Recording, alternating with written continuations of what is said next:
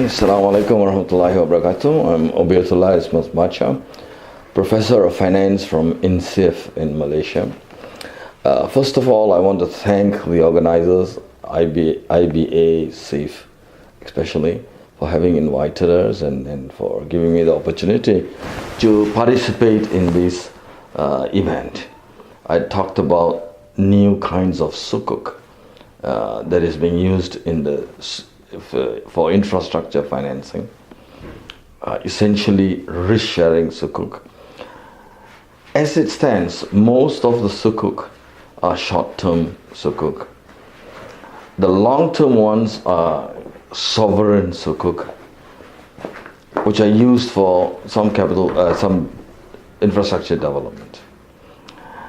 The problem with emerging Muslim countries and most of the emerging world is that when it comes to financing infrastructure, the only choice governments have is to borrow money.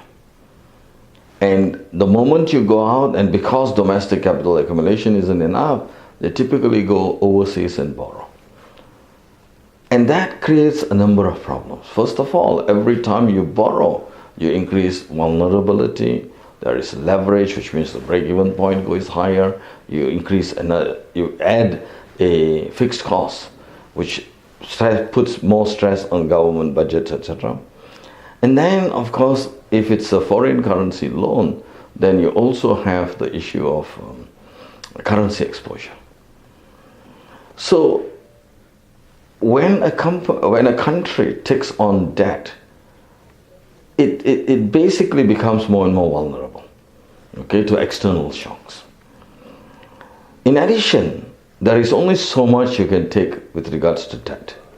So you take debt, you borrow money to fund a first project, a second project, maybe a third project, and then you have hit capacity. You can't borrow anymore. So these are real constraints, big constraints. And debt often gets you into this vicious cycle where you borrow money to invest in a project, there's some delays, technical, whatever, and as a result, when the project is finally done, it comes on stream with a huge amount of debt. Why? Because interest has been building all this period.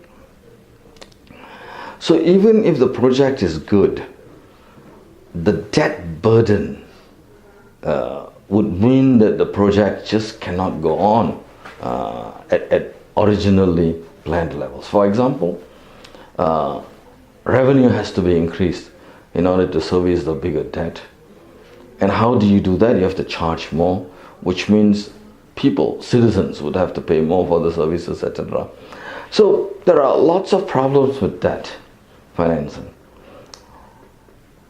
So what we are proposing here is to use risk-sharing sukuk, which are essentially hybrid equity instruments, and basically based on Sharia-compliant contracts like Mudaraba and Musharaka.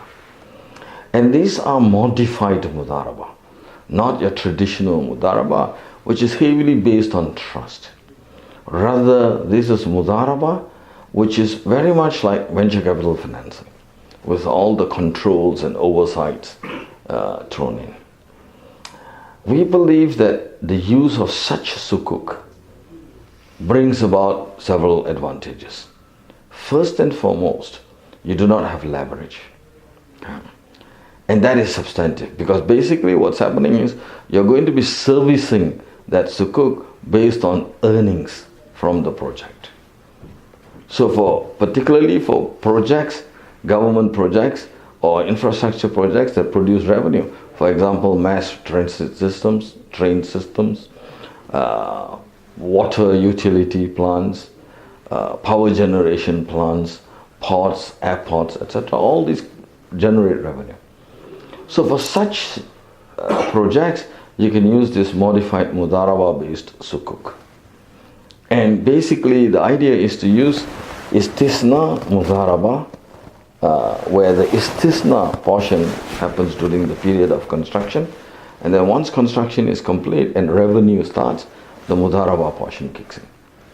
And we also propose that after 6, 7, 8 years, when the project is completed and all the ancillary facilities are done, we propose that you actually do an IPO, initial public offer, which essentially means the project gets listed as a public listed company. And sukuk holders can get to convert their sukuk into shares at a premium. Now, if you think of that kind of financing, the key is there is no debt, and therefore no leverage, no vulnerability. It also means the issue of debt capacity constraints are sidestepped. Because as long as you have good projects and you're able to work on them and deliver them, you can have as many projects ongoing as possible. There is no limit, really. And basically, all that reduction in vulnerability will mean a lot. So we believe that this is the way out, particularly given that the world's debt equity ratios or debt to GDP is now at 300%. Countries cannot afford to borrow anymore. And as interest rate starts going up, it's going to be very costly. So this is the route to go, and in Islamic finance we have these alternatives.